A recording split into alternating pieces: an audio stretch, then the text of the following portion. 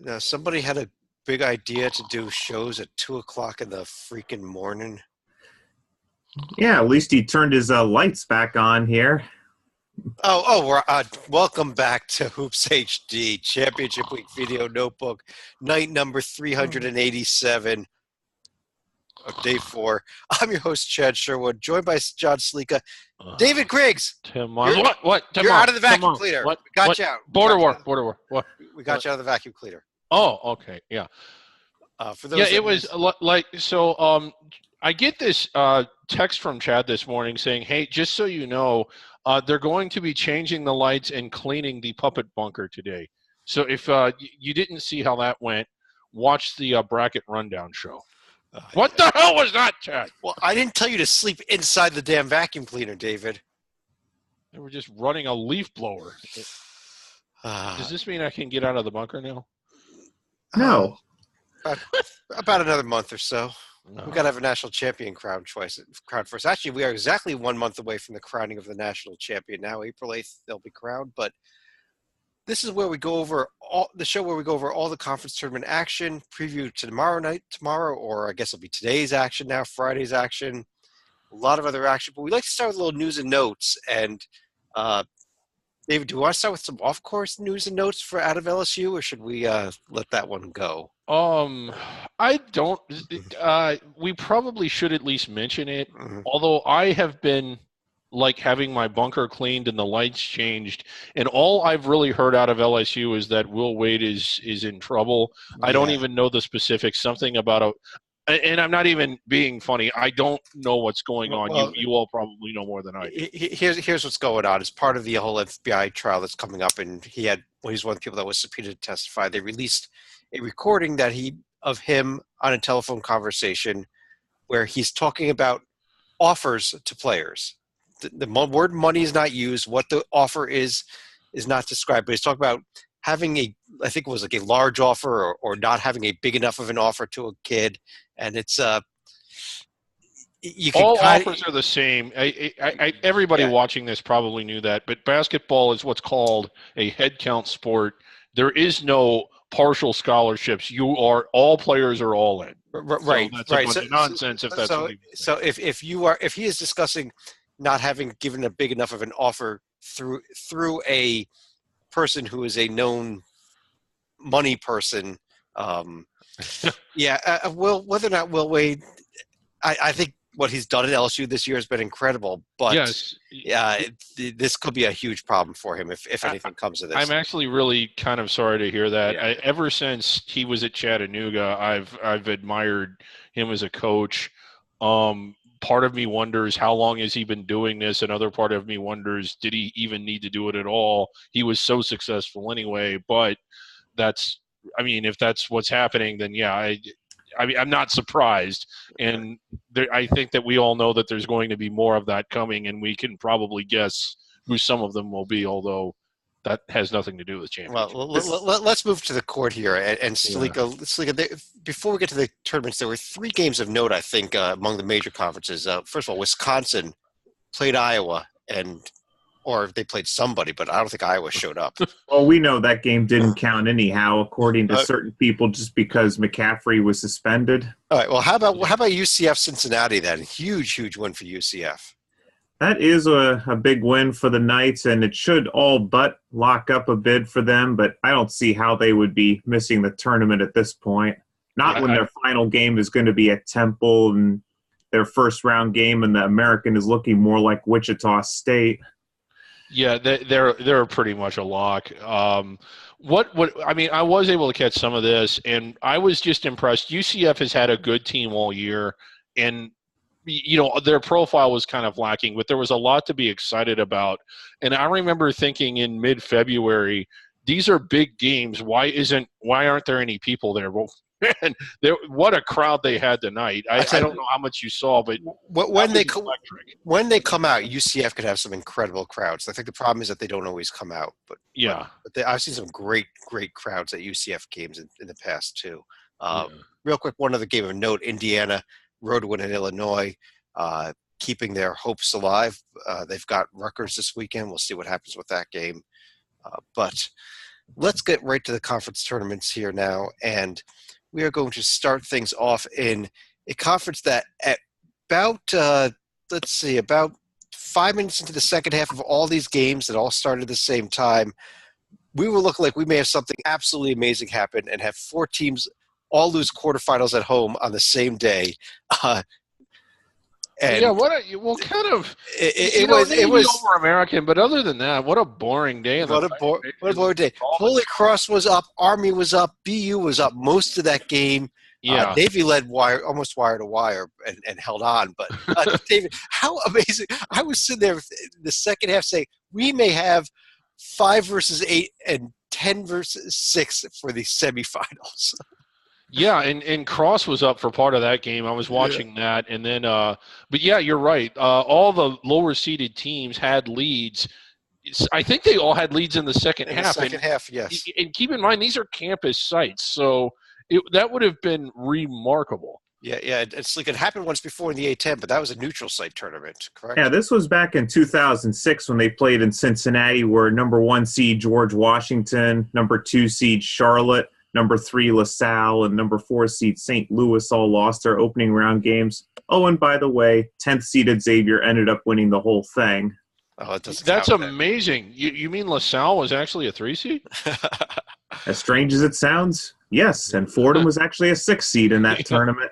At the end of the day, though, today, Colgate and Bucknell both ended up pulling their games away. Lehigh, Army stuck with them almost to the very end, and Navy did pull off the win there. So we're coming up now on Sunday, David. Navy at Colgate, Lehigh at Bucknell. I'm real excited about that Lehigh-Bucknell game. Yeah, and again, the way Lehigh's been playing, it wouldn't shock me at all if they won that one. We also had semifinal day today in the Atlantic Sun Conference. Yep. And John, these were 2 games. Yeah, the Lipscomb NJIT game started out like it might be somewhat competitive, and even as late as the 5-minute mark, it was only about an 11-point lead, but the Bisons ended the game with an 11-0 run to end NJIT's brief run, and Liberty also had a little bit of a struggle against North Florida, but they were never in any mortal peril.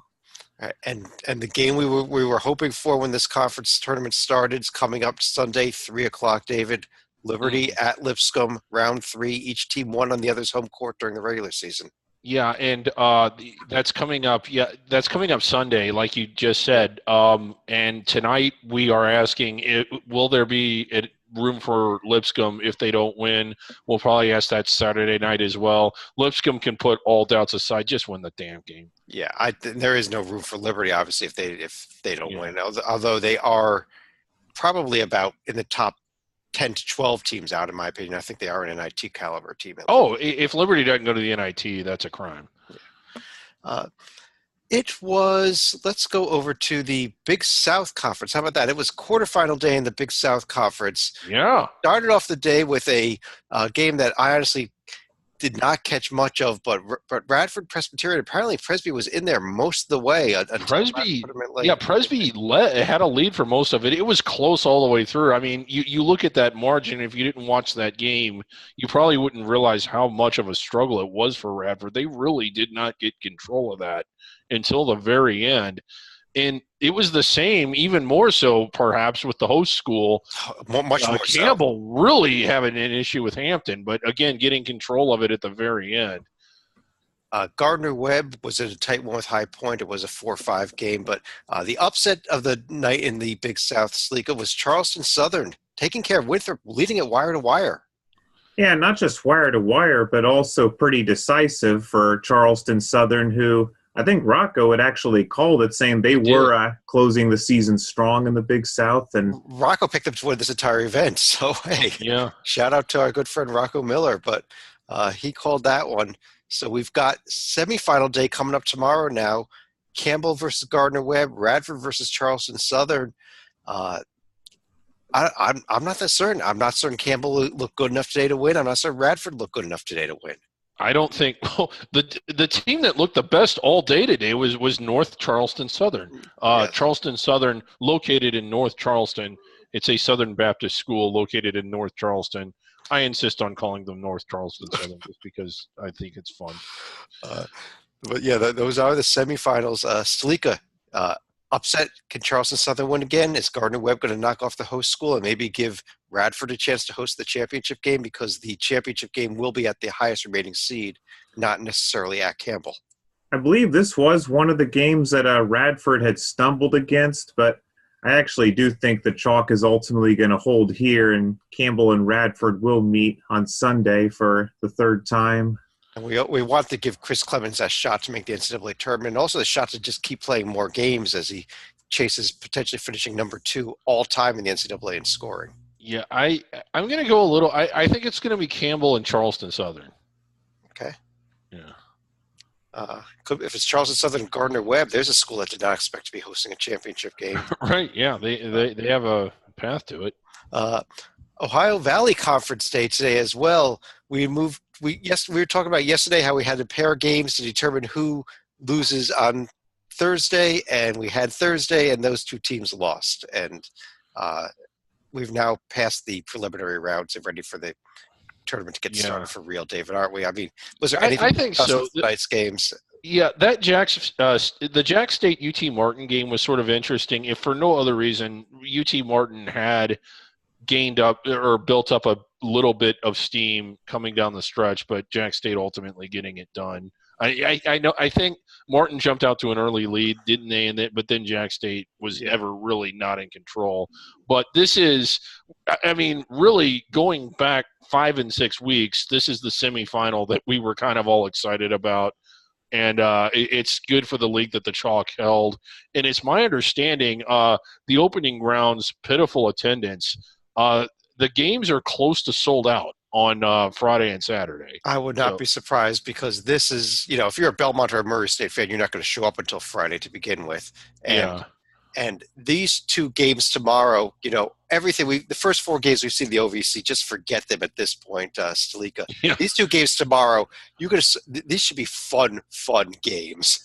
Yep, we have, Ray Harper with Jacksonville State, who has a knack for winning conference tournaments, but at the same time, will it be the John Morant show for Murray State, or will it be the 5-man weave for Belmont that ends up winning the whole thing? Or will Austin P end up being the 4th man in? Yeah, don't overlook Austin P. They were a very good team this year. Yeah, they were.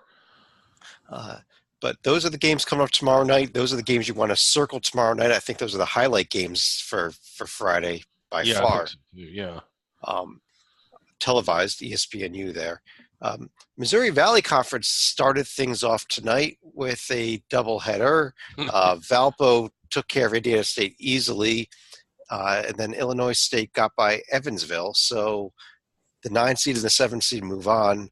Yep. That was a pretty good game between Illinois State and Evansville, actually. That was a close one down all the way. Illinois State team had a very disappointing season, I thought. Yeah, and from here on out, it's pretty much up for grabs. A lot of parity in this conference. It kind of ate itself for the most part. Like we're used to seeing a team or two, at least solid NIT caliber. I don't even think we have that this year unless Loyola Chicago doesn't win the tournament. But, it should still make for quite the jamboree, out in St. Louis.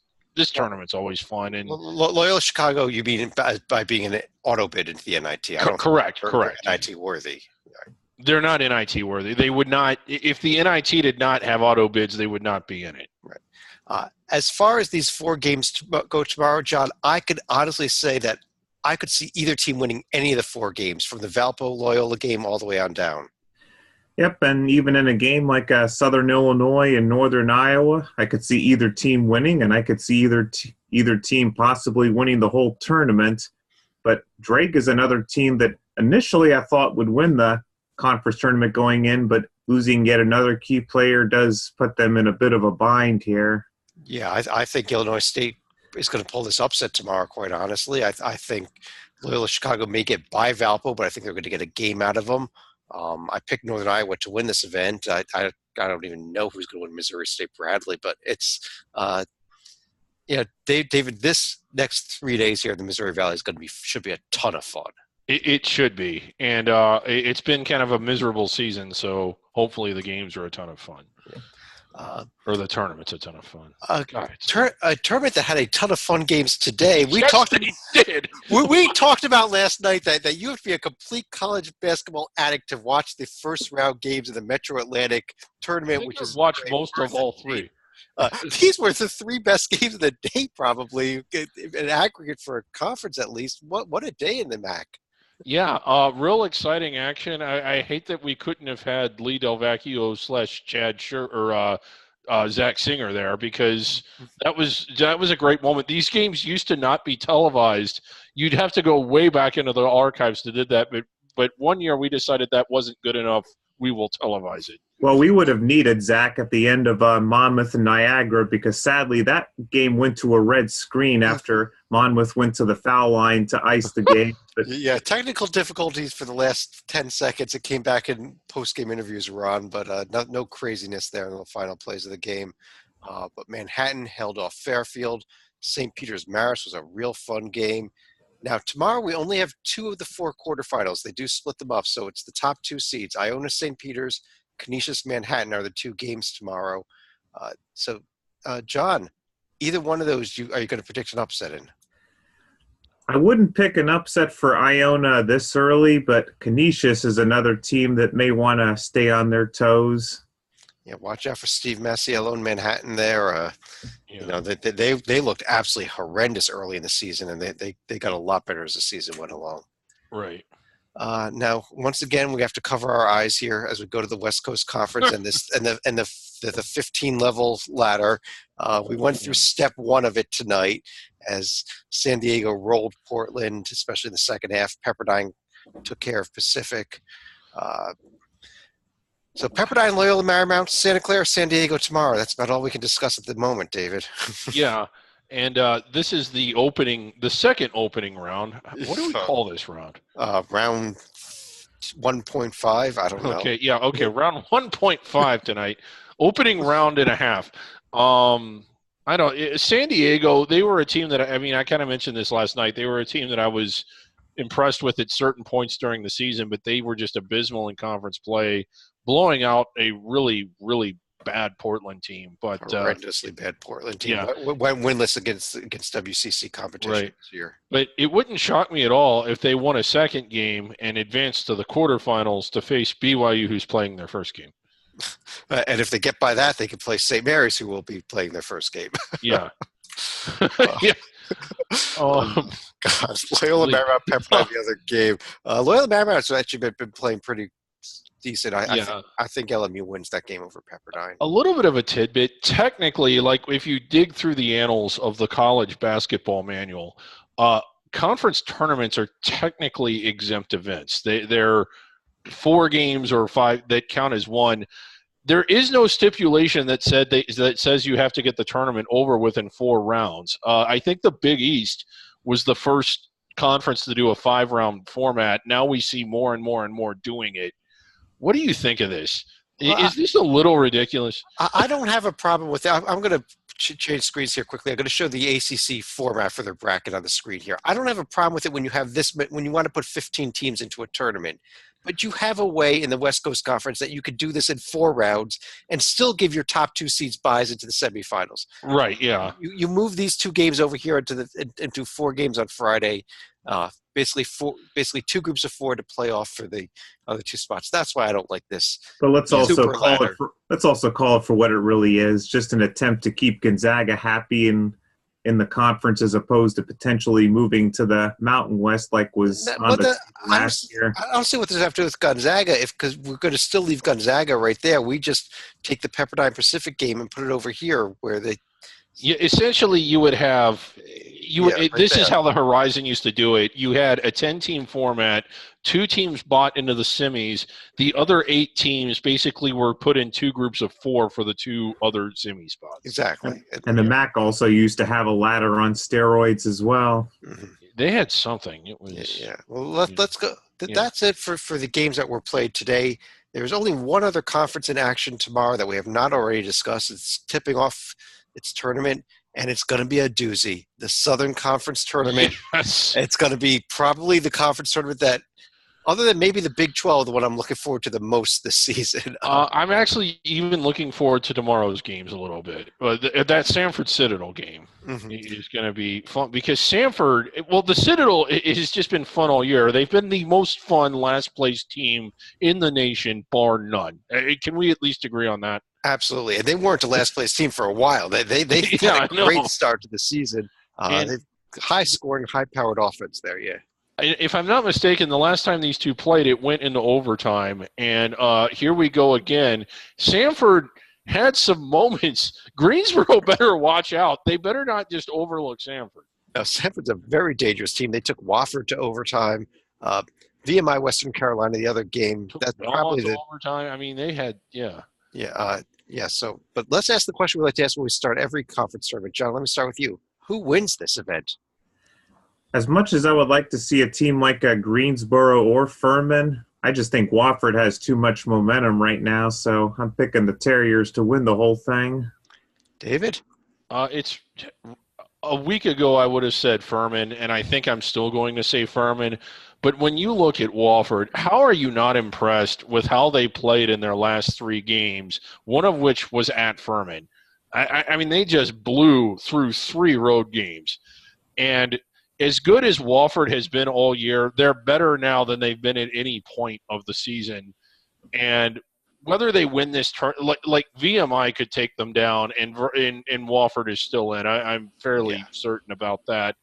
Wofford might break some things in the NCAA tournament. This is, I think Buffalo's been ranked higher. They're still ranked higher. Everybody except me is projecting them higher, and I'm not even doing projections as much as I am my own. I think this Wofford team is better than Buffalo. Well, I got to say, I'm going to do something, go out on a limb here. I'm going to call the winner of the Southern Conference Tournament to be the 4 seed, East Tennessee State, that they upset Wofford and then take care of that Sanford, are you stepping to me right now team in the finals. Let's just have this conference tournament go crazy. Let Wofford will be in. Let's have that debate also whether they should get a third team in, but like with a Furman as an at-large. Don't think it will happen, but why not? Let's go for it. I'm going East Tennessee State here. But let's go and take a look at, how about Survival Board? Oh, okay. All right. David, what is this thing here? Well, it is a tool for the selection committee. It has it has everybody that's still playing. And you saw today there were 315 teams that were still playing. And there's various categories that these teams are put into. One is teams that are in the tournament. So if Duke were to lose a conference tournament game, no big deal. The committee needs to take them. There's teams that may be getting in, maybe not. Clemson kind of on the bubble. Syracuse probably in, but you got to look at them. You got Cincinnati. You got UCF. Those are teams that the committee needs to look at. And then you got the regular teams in regular type, like you see the entire Big Sky there. The committee doesn't need to worry about them at all. They just need, because the only team that's getting in there is the auto bid one. Now, occasionally we will have a committee go rogue like Tulsa in 2016, but that is the exception more than the rule. I think I'm trying to figure this out for certain, but I think the internet actually went down in the room on Selection Sunday that year, which is what happened why Tulsa got in. They just didn't have this board. They didn't know. Right. Yeah.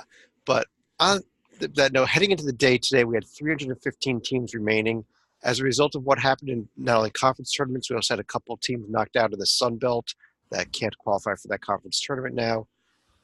294, under 300. We're below 300, yeah. We are below 300. Is it hard to believe that in a week we've eliminated 60 teams?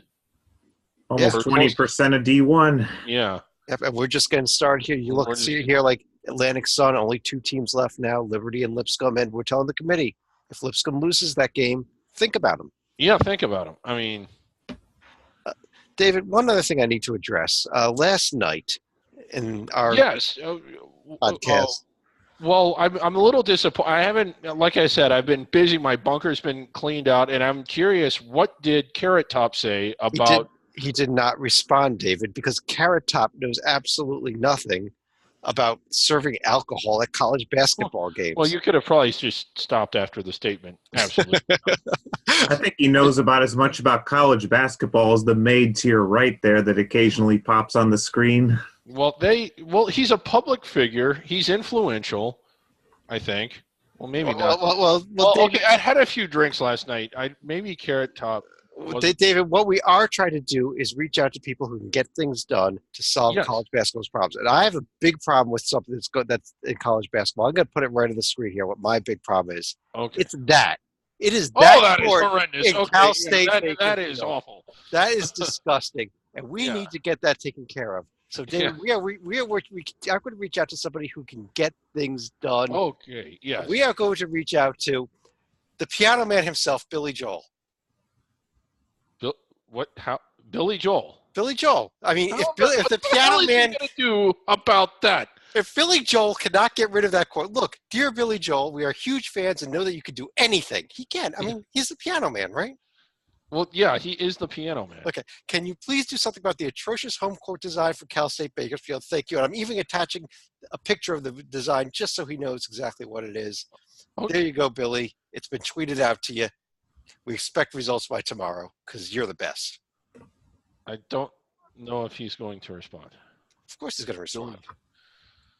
All right. On that note, let's go for any final thoughts. John? Bet is going to be my final thought as we go to finish up here at 2:30 in the morning Eastern time for day 4. So this will be the first of about, I want to say, 10 straight days where we will be up at who knows what hour of the night. David? Yeah, bed is my final thought, too. In fact, I think I should have gone to bed. I'm done.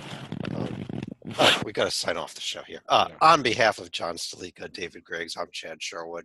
This has been our Championship Week video notebook. We'll be back at another ungodly hour tomorrow night to do this whole thing over again. Have a great night, everybody.